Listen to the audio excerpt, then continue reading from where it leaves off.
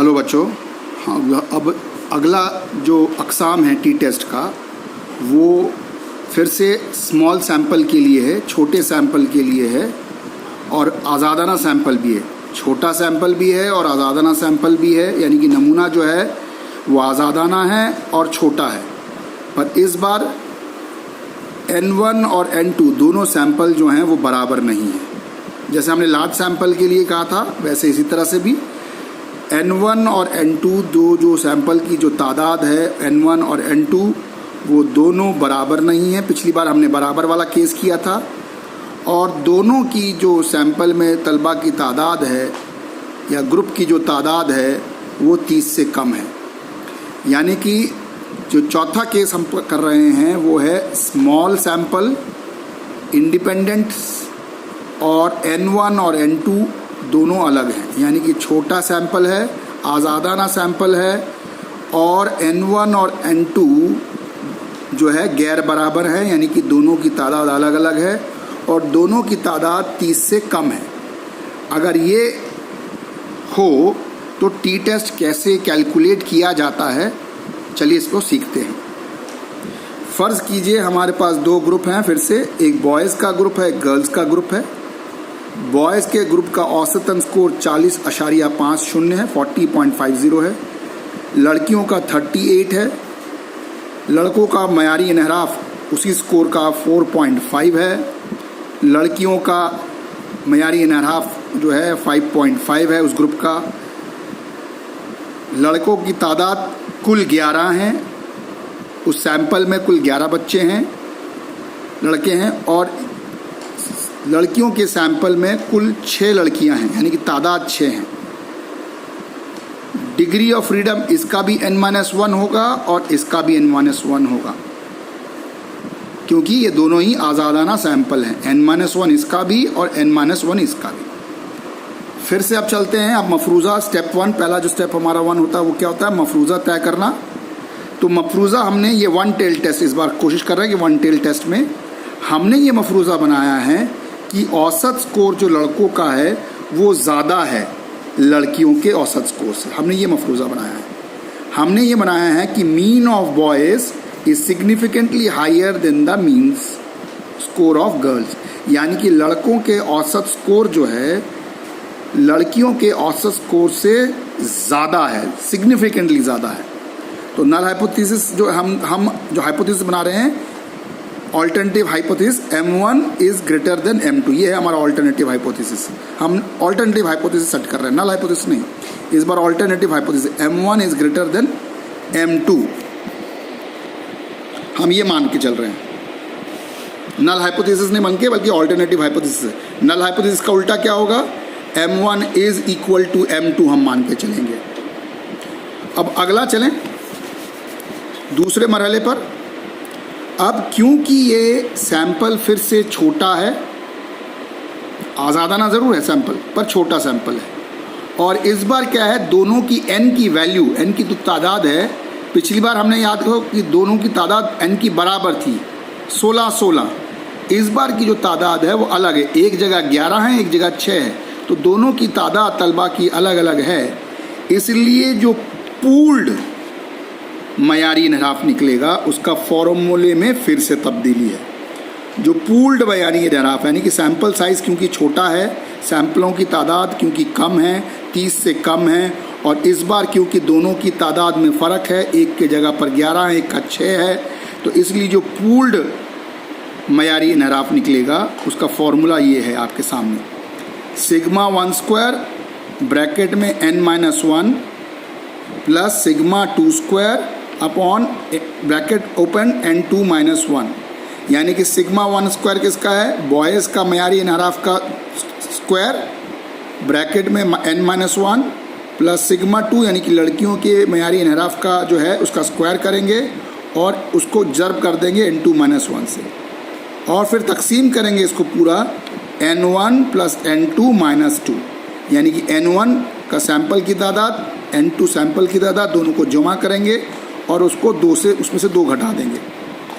अब हम सिग्मा 1 क्या था, अगर याद देखिए, फिर से देखिए, सिग्मा 1 कितना था हमारा 4.5 और सिग्मा 2 कितना था 5.5।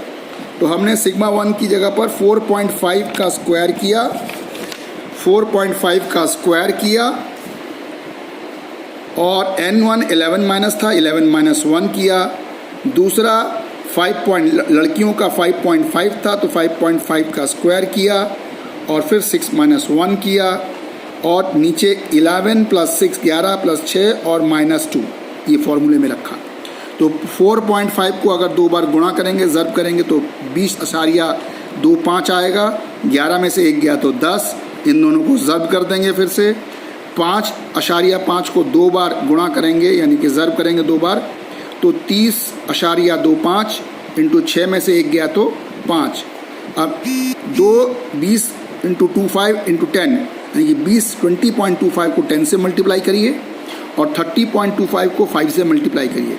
जो भी आएगा उन दोनों को जमा कर दीजिए। तो यानी कि जमा की हमने, ये आया 10 से गुणा किया तो 202.5 आया, और 30.25 को यानी कि 30.25 को 5 से जब गुणा किया तो 151.25 आया। फिर से दोनों को जोड़ लिया गया यानी कि 353.75, और नीचे 15 आया। 11 6 17, 17 में से 2 गया तो 15, ये 15 आ गया। अब इसका स्क्वायर रूट निकाला पूरा करके तो 4.686 आया। ये जो 4.86 है क्या है, ये पूल्ड है, पूल्ड मयारी इन्हराफ है। क्यों है पूल्ड? क्योंकि सैंपल साइज दोनों का 30 से कम था, इसलिए पूल्ड मयारी इन्हराफ निकाला। ये दूसरा मरहला हो गया। तीसरा मरहला जो है हमारा है थर्ड स्टेप। थर्ड स्टेप जो है वो क्या है हमारा, standard error of difference between mean है, यानी कि स्टैंडर्ड एरर निकालना है। किसका? मीन के फ़र्क का। Standard error of difference of mean, यानी मीन में जो फ़र्क है उसका स्टैंडर्ड एरर निकालना है। तो formula sigma m1 minus m2। पर फिर से मैंने कहा क्योंकि n छोटे हैं दोनों के केस में, n 30 से कम है, तो हमने पिछली बार अभी पीछे पूल्ड निकाला था।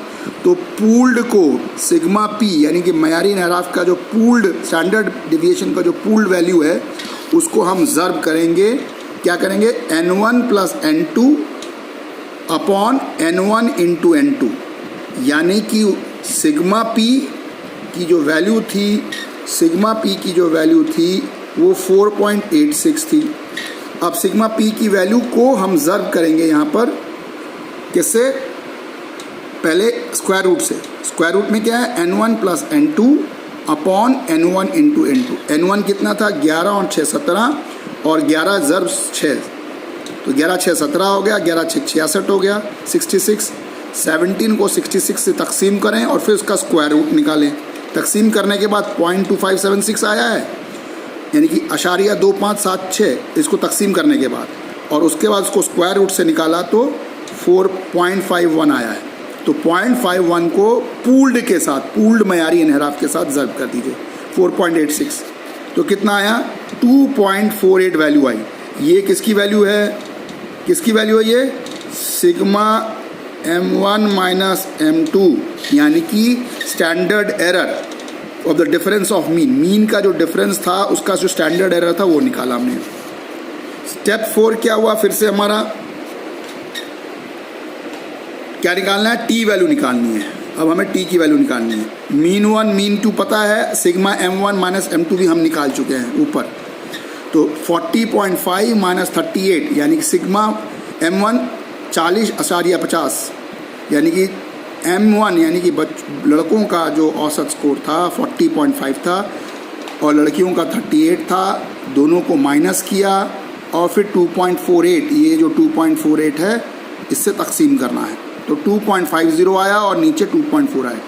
इसको दोनों को तकसीम किया तो टी की जो वैल्यू आई है, ये कैलकुलेटेड वैल्यू है, ये 1.01 है। कुल 1.01 टी की कैलकुलेटेड वैल्यू।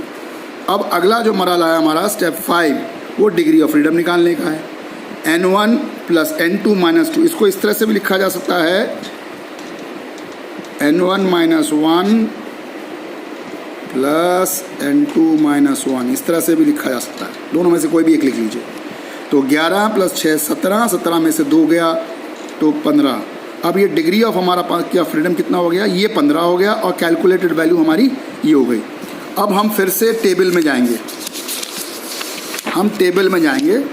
टेबल में अब हमें क्या देखना, क्या हमें क्या देखना है, हमें ये देखना है 15 डिग्री ऑफ फ्रीडम निकालना है। तो चलिए 15 डिग्री ऑफ फ्रीडम निकाल लें। देखिए ये डिग्री ऑफ फ्रीडम है, 15 कहाँ आएगा, ये देखिए 15 डिग्री ऑफ फ्रीडम, ये 15। अब ये 15 डिग्री ऑफ फ्रीडम आपको कहाँ करना है, अब आपको 0.05 पे देखना है। ये देखिए 0.05 और 0.01 की वैल्यू ये रही। 0.05 की वैल्यू कितनी आ रही है, देखिए ज़रा गौर से, 2.131 0.05 पर। कब डिग्री ऑफ फ्रीडम जब 15 है तो 2.131, और दूसरे वाला 0.01 पे कितनी आ रही है, 2.947। जब 0.01 पे हम ले रहे हैं तो 2.947 आ रही है, और जब 0.05 में ले रहे हैं तो 2.15 आ रही है। पर ये 2 टेल टेस्ट का है, हमें जाना है 1 टेल्ड पर, ये 2 टेल्ड का है। अब हमें 1 टेल्ड, देखिए ऊपर मैंने लिखा हुआ है 1 टेल टेस्ट। तो 1 टेल टेस्ट के लिए देखिए 0.05 यहाँ है और 0.01 यहाँ है। क्योंकि ये 1 टेल टेस्ट था, 2 टेल टेस्ट नहीं था। अब 1 टेल टेस्ट है तो इसलिए देखिए हम यहाँ जाएंगे, ये 1 टेल टेस्ट के लिए ये हुआ 1.763, ये 1 टेल टेस्ट था इसलिए 1.763 हुआ। और ये वाला जो हुआ यहाँ पर देखिए ये हुआ 0.05। देखिए फिर से 1 टेल टेस्ट 0.01 पर 15 डिग्री ऑफ फ्रीडम, ये देखिए तो 2.602 है और 1.753 है। ये कब पे है, 15 डिग्री ऑफ फ्रीडम पर, क्योंकि ये 1 टेल टेस्ट था। ठीक है ना। अब ये इसकी वैल्यू हम लोग ने लिख ली। तो एक निकाल के देखी, एक की टी की वैल्यू आई है 1.753। देखिए 0.05 पर ही ज़्यादा है, 0.05 पर ही 1.753 है, ज़्यादा है किससे, 1.01 से। तो कैलकुलेटेड वैल्यू पहले से ही कम हो गई, यानी कि टी की जो कैलकुलेटेड वैल्यू है वो कम है किससे, टेबल वैल्यू से। यानी कि ये हो गया 1.01 और दूसरा हो गया 1.753, यानी कि हिस्सा बड़ा हो गया। तो हमारा मफरूज़ा क्या है, हमने लिया था 1 टेल में सिग्निफिकेंटली हाइयर है, सिग्निफिकेंटली हाइयर है, क्या लिया था मफरूज़ा। तो सिग्निफिकेंटली हाइयर का मतलब ये हो गया, सिग्निफिकेंटली हाइयर का मतलब हो गया हाइपोथेसिस हमारी क्या हो गई, एक्सेप्ट हो गई। हमारी हाइपोथेसिस जो है वो एक्सेप्ट हो गई। हम लोगों ने मफरूज़ा ये लिया था कि 1 टेल टेस्ट का कि बॉयज़ का स्कोर, औसतन स्कोर लड़कियों से ज़्यादा होगा, लड़कों का औसतन स्कोर। तो इससे पता चल जाता है क्योंकि टी वैल्यू 1.75 है, टेबल वैल्यू ज़्यादा है कैलकुलेटेड वैल्यू से, इसलिए हाइपोथेसिस जो है हमारी जो है ऑल्टरनेटिव हाइपोथेसिस, नल हाइपोथेसिस नहीं, ऑल्टरनेटिव हाइपोथेसिस जो है एक्सेप्ट होगी। ऑल्टरनेटिव नहीं, नल नहीं, ऑल्टरनेटिव हाइपोथेसिस हमारी एक्सेप्ट होगी, ऑल्टरनेटिव हाइपोथेसिस।